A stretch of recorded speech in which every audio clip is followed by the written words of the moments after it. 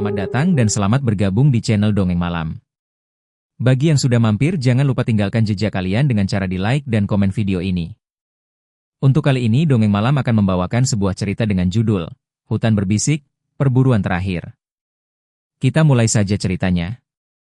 Hujan tipis membasahi jalanan tanah di pinggir desa Sukamurni sore itu. Kabut tipis merayap dari arah utara, menyelimuti perbukitan yang membentang bagai tembok raksasa. Di ujung jalan, sebuah warung kayu beratap seng menjadi tempat berkumpulnya 5 orang yang sudah sejak siang tadi merencanakan sesuatu. Suara ketukan hujan di atap seng berpadu dengan aroma kopi hitam pekat yang mengepul dari cangkir-cangkir mereka.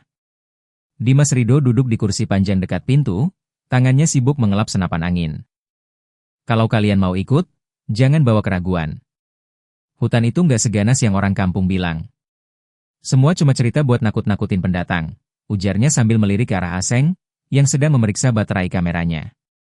Asal lo tahu aja, Dim, Aseng menanggapi sambil tersenyum tipis, bapak gue dulu juga ngomong gitu sebelum ya lo tahu sendiri, dia nggak pernah pulang. Nada bicaranya berubah dingin, membuat Dila Rizky yang duduk di sebelahnya sedikit bergidik. Dila sejak tadi hanya memeluk jaketnya, memandang keluar jendela ke arah kabut. Aku nggak ngerti kenapa harus di hutan itu, Dim, ujar Dila pelan. Orang-orang bilang, kalau malam di sana suka ada suara orang manggil dari arah yang salah. Kalau kita nyamperin, katanya nggak bakal balik. Desi Rasmawati yang sejak tadi sibuk mencatat sesuatu di buku kecilnya langsung menimpali. Secara ilmiah, fenomena itu bisa dijelasin. Efek akustik di hutan lebat bisa bikin arah suara bias. Nggak ada hubungannya sama makhluk gaib. Ia tersenyum tipis, lalu menulis lagi seolah sedang mempersiapkan catatan lapangan. Di pojok meja, Sehat Manungkalit meletakkan golok besar di samping gelas tehnya. Kalian mau percaya atau enggak, terserah. Yang penting kalau ada yang aneh, jangan pisah. Gue udah sering masuk hutan buat nyari kayu atau babi hutan, tapi kali ini, entah kenapa, gue agak nggak enak hati. Suara petir menggema dari kejauhan, disusul angin dingin yang membuat pintu warung berderit. Pemilik warung, seorang lelaki tua bongkok bernama Pak Amir, menghampiri meja mereka. Wajahnya keriput, matanya redup namun penuh peringatan. Kalian anak-anak, jangan coba-coba masuk ke hutan sebelah utara, katanya dengan suara parau. Itu bukan tempat untuk orang hidup. Udah banyak yang gak balik. Dimas tertawa kecil. Pak Amir, saya udah bolak-balik masuk hutan itu, gak pernah kenapa-kenapa. Lagian kita cuma mau berburu, gak ada niat aneh-aneh. Pak Amir menggeleng pelan. Hutan itu gak suka orang sombong. Kalimat itu membuat suasana di meja mendadak hening. Suara hujan terdengar semakin jelas, seolah setiap tetesnya membawa pesan yang tak terucapkan. Malam nanti, mereka akan berangkat. Tapi tidak satupun dari mereka tahu bahwa setiap langkah yang akan diambil di dalam hutan itu bukan langkah menuju pulang. Angin malam membawa aroma basah dedaunan dan tanah yang membusuk. Sekitar pukul 10, kabut mulai turun lebih tebal, menutupi jalan tanah menuju bibir hutan. Dimas Rido berjalan paling depan, senapan angin diselempangkan di bahunya. Di belakangnya, Sehat Manungkalit membawa golok, sesekali mengibaskannya pada ranting yang menghalangi jalan setapak. Aseng, lo yakin semua baterai udah penuh? Tanya Dimas sambil melirik ke belakang. Udah, tenang aja. Gue nggak mau kamera gue mati pas ada kejadian menarik, jawab Aseng sambil mengangkat DSLR-nya, lampu indikatornya menyala hijau. Dila Rizky berjalan di tengah-tengah, matanya gelisah menatap sekeliling. Kayak ada yang ngikutin dari tadi, bisiknya pada Desi Rasmawati. Desi mendengus pelan. Itu cuma perasaan kamu. Bisa jadi hewan kecil.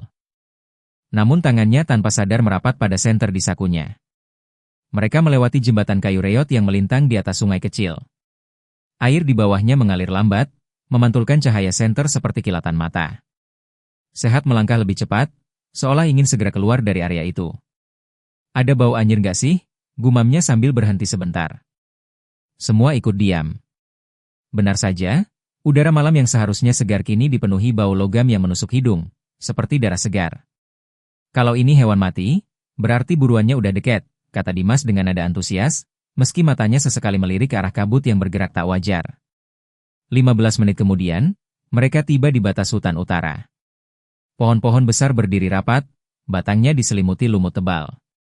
Di antara dedaunan yang bergoyang perlahan, terdengar suara samar, seperti bisikan yang terlalu jauh untuk dipahami. Dim. Dilla berhenti melangkah. Lo denger nggak? Dimas menoleh, keningnya berkerut. Dengar apa? Dilla menunjuk ke arah dalam hutan. Ada yang manggil nama gue. Semua menatapnya. Sunyi. Hanya suara serangga dan gesekan daun. Tapi kemudian, dari kegelapan di depan mereka, terdengar suara pelan namun jelas. Dilla. Suara itu seolah berasal dari jauh, tapi juga terasa di belakang telinga mereka. Dilla mundur satu langkah, wajahnya pucat. Sehat langsung menyalakan lampu sorot dan mengarahkannya ke pepohonan, namun tak ada apa-apa di sana. Jangan peduliin. Suara itu bisa bikin orang nyasar, kata Sehat, nadanya tegas. Fokus sama jalan. Mereka masuk semakin dalam. Hutan itu seperti menelan cahaya senter, membuat jarak pandang tak lebih dari 5 meter. Daun-daun basah menyentuh wajah, akar-akar pohon melintang seperti jerat. Di titik tertentu, Aseng berhenti memotret. Matanya terpaku pada sesuatu di kejauhan. Dim, itu apaan? Di antara kabut, tampak sosok berdiri membelakangi mereka. Tinggi, kurus, rambutnya panjang kusut, pakaiannya compang-camping. Sosok itu tidak bergerak, seolah membeku. Dipanggil aja, bisik Dimas. Sebelum ada yang sempat berbicara, sosok itu perlahan menoleh. Wajahnya pucat kehijauan, matanya hitam penuh, dan dari mulutnya menetes cairan gelap. Dalam sepersekian detik, ia lenyap, bukan berlari, tapi menghilang seperti asap tersapu angin. Dilla menjerit tertahan, Desi langsung menariknya mundur. Aseng buru-buru memotret, tapi ketika ia melihat hasilnya di layar kamera, bukan hanya sosok itu yang tertangkap, melainkan puluhan wajah pucat lainnya di balik pepohonan. Semuanya menatap ke arah mereka. Dan itu baru permulaan. Aseng menatap layar kameranya lebih lama dari seharusnya. Jantungnya berdegup keras. Dim, lo lihat ini, suaranya serak, nyaris berbisik. Dimas menghampiri, mengintip layar itu. Matanya menyipit, lalu merenggut kamera itu dengan cepat. Udah, simpen. Jangan bikin yang lain panik. Tapi terlambat, Dilla sudah melihat sekilas, wajahnya langsung pucat pasi. Gue nggak mau masuk lebih jauh, ucap Dilla dengan suara bergetar. Nafasnya memburu, matanya terus menatap ke arah tempat sosok itu tadi berdiri. Sehat, yang sejak tadi diam, maju ke depan. Kalau kita balik sekarang, kita harus nyebrang jembatan itu lagi. Dan kalau benar itu bukan manusia, bisa jadi dia udah nungguin di sana. Kita jalan terus, cari tempat aman buat nginep, besok pagi baru keluar. Desi Rasmawati mengangguk setuju, meski wajahnya mulai kehilangan rona percaya dirinya. Secara logika, lebih aman ke depan daripada balik ke arah sumber gangguan. Namun nada bicaranya terdengar seperti meyakinkan diri sendiri, bukan orang lain. Mereka berjalan lagi. Hutan semakin sunyi. Tidak ada suara serangga, tidak ada angin. Bahkan langkah kaki mereka terdengar terlalu keras. Sehat melirik ke kanan, lalu ke kiri, matanya menangkap kilatan putih di sela-sela pohon. Ia berhenti. Ada sesuatu di kanan, gumamnya pelan. Babi hutan? Tanya Dimas. Sehat menggeleng, lalu perlahan mengangkat lampu sorot. Sinar itu menembus kabut, menyingkap sesuatu yang membuat perut mereka mual.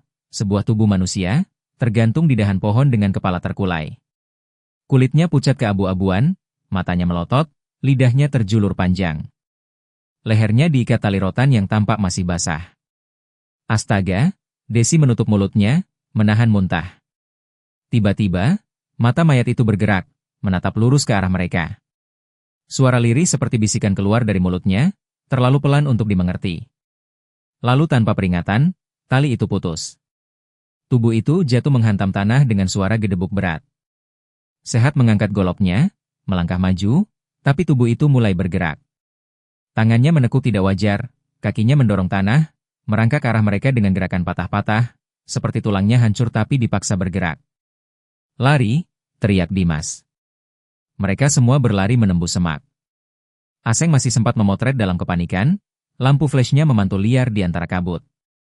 Dilla menjerit, hampir terjatuh, namun Desi menarik tangannya. Nafas mereka berpacu, keringat dingin membasahi dahi meski udara begitu dingin. Tapi setelah berlari puluhan meter, mereka sadar, jalannya tidak berubah. Pohon-pohon itu sama, batu besar itu sama, bahkan mayat yang tadi tergantung kini kembali berada di atas mereka, menggantung di dahan yang sama seperti sebelumnya, menatap mereka dari ketinggian. Kita muter-muter di tempat yang sama, suara asing bergetar. Kayak ada yang narik kita balik. Dimas menatap sekeliling, matanya menyipit, mencoba mencari logika. Tapi di balik pikirannya yang rasional, ada rasa dingin yang merayap dari ujung kaki ke punggung.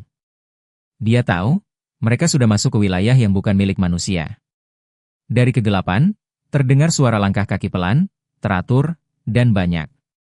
Seolah ada puluhan orang berjalan mengitari mereka. Langkah-langkah itu semakin jelas. Bukan cuma di satu arah, tapi dari segala penjuru. Suara ranting patah, dedaunan bergesekan, bahkan kadang terdengar seperti seseorang sedang menyeret sesuatu di tanah. Sehat Manungkalit memutar badannya pelan, memegang golok dengan kedua tangan. Jangan ada yang panik, suaranya nyaris hanya terdengar oleh mereka. Kalau kita kelihatan takut, mereka bakal makin dekat. Mereka? Dilla menelan ludah, matanya membesar. Sebelum Sehat menjawab, sesuatu melintas di belakang mereka. Cepat, hitam, dan tak memiliki bentuk yang jelas. Hanya hawa dingin yang tiba-tiba menyelimuti tengkuk mereka. Desi Rasmawati memegang lengan Dilarat, mencoba menenangkan gadis itu, meski jemari Desi sendiri terasa dingin dan gemetar. Dari arah kiri, terdengar suara berat yang menggumam. Bukan bahasa yang mereka kenal. Nada suaranya rendah, serak, dan terputus-putus. Aseng yang memegang kamera mencoba mengarahkan lensa ke arah suara itu. Flash menyala, dan sekejap mereka semua melihatnya. Sosok tinggi, kepalanya botak, kulitnya penuh luka bakar mengelupas, matanya kosong. Kedua tangannya memegang kepala manusia yang terkulai, darahnya menetes ke tanah. Sosok itu berdiri tidak jauh dari mereka, lalu memiringkan kepalanya seolah sedang mengamati. Saat flash meredup, sosok itu hilang begitu saja. Gue nggak mau di sini lagi. Dilla setengah menangis. Dia mundur beberapa langkah, tapi tiba-tiba kakinya terjerat akar pohon yang bergerak sendiri, melilit pergelangannya dengan cepat. Dilla terjatuh keras ke tanah. Dilla? Dimas berlari hendak menariknya, namun akar itu seperti hidup, menarik tubuh Dilla menyeret ke dalam semak. Teriakan gadis itu memecah sunyi, bercampur suara kain robek. Sehat mengayunkan golok, memotong akar itu dengan sekali tebas, lalu memeluk Dilla yang menangis ketakutan. Pergelangan kakinya lecet parah, memar membiru. Kita harus keluar sekarang, kata Sehat tegas. Namun Dimas menunjuk ke sekeliling. Keluar kemana? Jalan yang tadi udah nggak ada. Lihat. Mereka semua menoleh. Jalan setapak yang sebelumnya terbuka kini tertutup rapat oleh dinding pepohonan besar yang seolah tumbuh dalam sekejap. Di balik batang-batang itu, kabut pekat berputar, seakan menahan sesuatu di dalam. Dari kejauhan, kembali terdengar suara bisikan, lebih banyak dari sebelumnya. Kali ini mereka bisa mendengar nama masing-masing dipanggil, satu persatu. Dimas, Sehat, Dilla, Desi, Aseng. Nafas mereka tercekat. Aseng menelan ludah. Gue rasa, mereka udah tahu kita nggak bisa keluar. Di belakang mereka, mayat tergantung yang tadi mereka lihat kembali muncul. Tapi kini, wajahnya bukan lagi wajah asing, melainkan wajah seorang laki-laki muda dengan mata kosong dan darah mengalir dari hidung. Dimas mengenalinya. Itu adalah salah satu penduduk desa yang hilang setahun lalu. Dan dari balik kabut, sosok-sosok lain mulai bermunculan. Puluhan, bahkan ratusan. Semuanya wajah-wajah yang pernah hidup, kini memandangi mereka tanpa ekspresi. Satu langkah lagi, mereka akan menyadari bahwa ini bukan sekadar hutan, tapi kuburan bagi yang tak pernah pulang. Udara di hutan itu semakin berat, seperti bercampur aroma tanah basah, darah, dan sesuatu yang membusuk.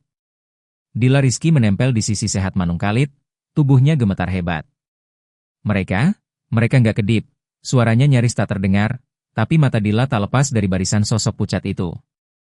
Sosok-sosok itu berdiri diam, tapi semakin lama jaraknya makin dekat. Tidak ada suara langkah kaki, hanya perpindahan yang tiba-tiba, dari 10 meter, menjadi 5, lalu 3, hingga mereka bisa melihat jelas kulit yang robek, tulang yang menonjol, dan mata kosong yang memantulkan cahaya senter. Jangan mundur. Tetap rapat, perintah sehat, goloknya terangkat. Aseng memotret, entah karena refleks atau rasa takut yang membuatnya ingin membuktikan bahwa semua ini nyata. Cahaya flash memantul di kabut, tapi yang terekam membuatnya langsung memaki. Anjing, di foto, mereka udah ada di belakang kita juga. Dimas Ridho memutar tubuh, dan benar, di belakang mereka, sosok-sosok yang sama sudah mengepung, menutup semua kemungkinan jalan keluar. Tiba-tiba, dari celah kabut di depan, sosok tinggi yang mereka lihat sebelumnya melangkah maju. Setiap gerakannya seperti tarikan benang kasar di sendi-sendinya. Ia membawa kepala manusia itu di satu tangan, dan di tangan lainnya, tergantung seutas tali rotan yang masih meneteskan darah segar. Sebelum ada yang sempat bereaksi, ia melemparkan kepala itu tepat ke arah Aseng. Kepala itu menghantam dada Aseng, membuatnya jatuh terdorong ke belakang. Mata kepala itu bergerak, menatap lurus ke arah Aseng, dan mulutnya terbuka mengeluarkan suara lirih. Tinggal di sini. Aseng berteriak, mendorong kepala itu menjauh, tapi dari tanah di bawahnya, tangan-tangan pucat mulai muncul. Mereka mencengkeram kakinya, menariknya dengan kekuatan tak masuk akal. Aseng menendang, menjerit memanggil Dimas, tapi tanah di bawahnya retak, menjadi lubang hitam pekat yang menganga. Aseng. Dimas melompat, mencoba menarik lengannya. Sehat ikut membantu, tapi tarikan dari bawah lebih kuat. Aku nggak mau mati di sini. Tolong, teriak Aseng, kukunya mencakar tanah. Namun perlahan tubuhnya tenggelam, pertama kaki, lalu pinggang, lalu dadanya. Desi Rasmawati memegang kamera Aseng yang terjatuh. Pegangan, Aseng. Pegangan. Teriakan terakhir Aseng terdengar terputus saat kepalanya ditelan kegelapan itu. Tanah kembali menutup rapat, menyisakan hanya bercak lumpur dan bau anyir yang semakin menusuk. Hening. Sosok-sosok itu berhenti bergerak, tapi senyum tipis mulai terlihat di wajah mereka yang pucat. Dilla jatuh terduduk, menutup telinganya, menolak melihat. Kita harus keluar, gumamnya berulang-ulang. Namun Dimas tahu, setelah yang baru saja terjadi, jalan keluar mungkin sudah tidak ada. Dari jauh, terdengar suara Aseng memanggil mereka. Suaranya sama persis, tapi bergema aneh, seolah berasal dari dalam tanah.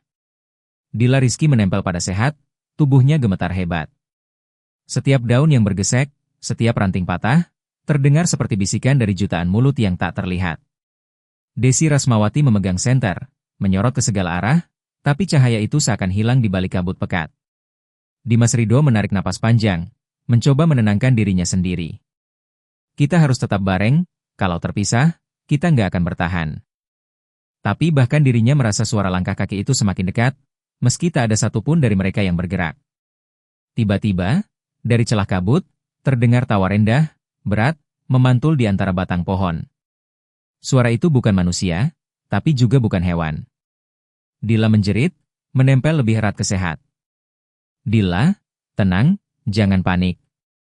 Kita cari jalan keluar, kata Sehat, meski tangannya memegang golok seolah untuk menahan ketakutan yang sama. Namun langkah mereka selanjutnya menjadi bencana. Akar pohon yang sebelumnya hanya menghalangi jalan, kini seakan hidup, bergerak sendiri, melilit kaki Dilla. Ia terjatuh, suaranya pecah dalam tangisan dan teriakan.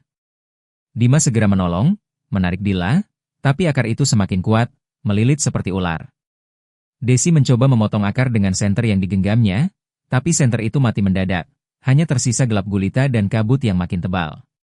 Dari kabut itu, puluhan tangan pucat muncul, menggenggam kaki, lengan, bahkan pinggang mereka. Lepaskan aku, teriak Dilla, air matanya bercampur lumpur dan darah dari lecet di kakinya. Sehat berusaha menebas akar dengan golok, tapi tangannya digenggam sosok pucat lain, yang muncul entah dari mana. Sosok itu menatap lurus, matanya kosong, mulutnya bergerak tanpa suara, seolah berbisik doa kutukan. Dimas menatap sekeliling, mencoba mencari jalan keluar. Tapi kabut bergerak mengikuti langkah mereka, seolah memutar mereka kembali ke titik yang sama. Pohon-pohon tinggi yang tadi mereka lewati kini terlihat berbeda, batangnya menekuk, daun-daunnya menghalangi cahaya bulan yang samar. Ini nggak nyata, gumam Desi sambil menunduk, mencoba menenangkan diri. Tapi suara tawa berat itu kembali terdengar, kali ini dari semua arah. Dan kemudian, dari kabut, terdengar langkah kaki cepat, lebih banyak, lebih dekat. Suara Aseng memanggil mereka terdengar lagi, Sama persis dengan suara yang biasa mereka kenal, tapi kini bergema dalam nada terdistorsi. Dimas, Dilla, Desi, ikut aku, ikut aku. Dimas menjerit memanggil Aseng, tapi tidak ada jawaban, hanya gaung yang semakin menjauh, membuat jantungnya hampir copot. Sosok-sosok pucat itu mulai mendekat. Mata mereka kosong, tapi tubuh mereka bergerak dengan kecepatan mengerikan. Sehat menebas satu demi satu, tapi setiap kali ditebas, sosok lain muncul di sampingnya, menatap mereka tanpa belas kasihan. Dilla menjerit saat satu sosok meraih wajahnya, tangan dingin menyentuh kulitnya. Suara bisik di telinganya membuat kepalanya berputar. Kamu akan tinggal di sini, selamanya. Desi menjerit memanggil Dimas, tapi tubuhnya terangkat dari tanah, ditarik oleh kekuatan tak terlihat. Dimas berlari, mencoba menolong, tapi setiap langkahnya berat, seolah kaki dan tangannya ditarik oleh akar yang hidup sendiri. Malam itu, hutan menyedot mereka ke dalam inti terdalamnya. Di sana, tidak ada cahaya, tidak ada jalan keluar, hanya bisikan, tawa, dan tatapan mata kosong yang menunggu mereka menyerah. Dan mereka tahu, malam itu bukan hanya tentang berburu. Malam itu adalah akhir bagi mereka. Dimas dan Dilla berpegangan erat, napas mereka tercekat, tubuh gemetar hebat. Desi Rasmawati terangkat sedikit dari tanah, tubuhnya digenggam akar yang bergerak sendiri. Jeritan Desi pecah, terdengar menyeramkan di antara bisikan hutan yang semakin ramai. Kita nggak boleh pisah, teriak Dimas, menoleh ke arah Sehat yang sudah menebas sosok-sosok pucat yang mencoba meraih mereka. Tapi setiap tebasan seakan sia-sia. Sosok-sosok itu muncul dari semua arah, tak pernah habis, seolah jumlah mereka tak terbatas. Tiba-tiba, sebuah ranting besar menimpa Sehat. Ia terjatuh, menabrak pohon dengan keras. Goloknya terlepas, dan sosok pucat segera melingkupi tubuhnya, menekuk lehernya dengan kekuatan luar biasa. Sehat berjuang, tapi jeritannya teredam, dan tubuhnya perlahan menjadi kaku. Dimas menatap tubuh sahabatnya yang kini diam, tak bergerak, air matanya mengalir di pipi. Dilla menggigit bibirnya menahan teriak, tapi sosok lain muncul di depan wajahnya. Tubuhnya didorong ke tanah, dingin menembus kulit. Ia berusaha melawan, tapi setiap kali melawan, sosok lain datang, semakin banyak. Desi akhirnya jatuh, terjerat akar yang menahan lengannya. Ia memandang Dimas dan Dilla dengan mata penuh ketakutan, seakan ingin mengatakan sesuatu. Tapi sebelum sempat berkata, sosok pucat lain menutupi wajahnya, dan suara Desi terhenti selamanya dalam teriakan yang pecah menjadi isakan. Dimas berteriak kencang, memukul sosok yang menahan Dilla.